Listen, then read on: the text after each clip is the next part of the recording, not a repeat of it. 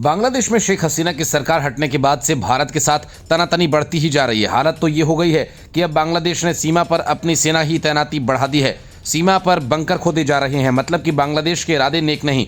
यही वजह है कि अब सीमा पर बॉर्डर गार्ड बांग्लादेश के बीएसएफ के बीच तनाव बढ़ गया। आमतौर पर भारत और बांग्लादेश की सरहद पर शांति रहती थी, लेकिन जब घुसपैठ रोकने के लिए भारत ने सीमा पर तारबंदी शुरू कर दी तो बांग्लादेश इससे बौखला गया और भारतीय उच्चायुक्त प्रणय वर्मा को तलब किया।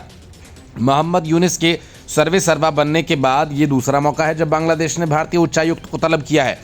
इससे पहले अगरतला में बांग्लादेशी राजनयिक परिसर में कथित हमले को लेकर भारतीय उच्चायुक्त को समन भेजा गया था। ऐसे में माना जा रहा है कि मोहम्मद यूनुस के नेतृत्व वाली बांग्लादेश की कार्यवाहक सरकार भारत से टकराने के पूरे मूड में है। हालांकि भारत ने अभी तक कूटनीतिक तरीके से ही इसके लिए मोहम्मद यूनुस ने बांग्लादेश को भारत विरोधी ताकतों का गढ़ बनाने की भी कोशिश की। बांग्लादेश की मीडिया के अनुसार दोपहर करीब 3 बजे भारतीय उच्चायुक्त प्रणय वर्मा को बांग्लादेशी विदेश मंत्रालय की इमारत में प्रवेश करते देखा गया।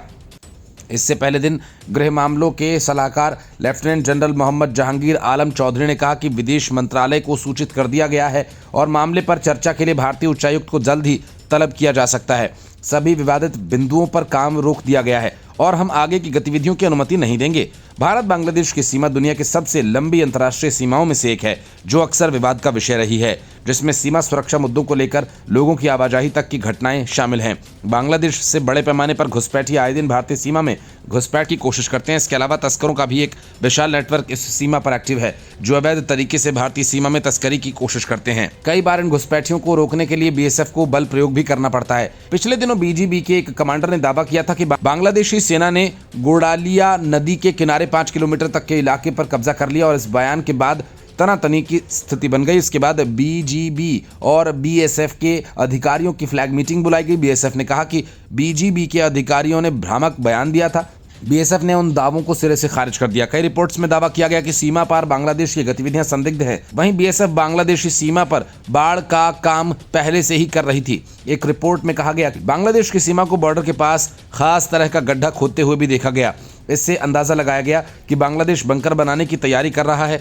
दोनों देशों के सुरक्षा बलों में तीखी नोकझोंक हुई। ऐसे में बीजीबी ने सीमा पर अपने जवानों को बढ़ा दिया। इसके बाद बीएसएफ ने भी सीमा पर तैनाती बढ़ा दी। शेख हसीना के देश छोड़कर भागने के बाद मोहम्मद यूनुस बांग्लादेश के सर्वे सर्वा बने हैं।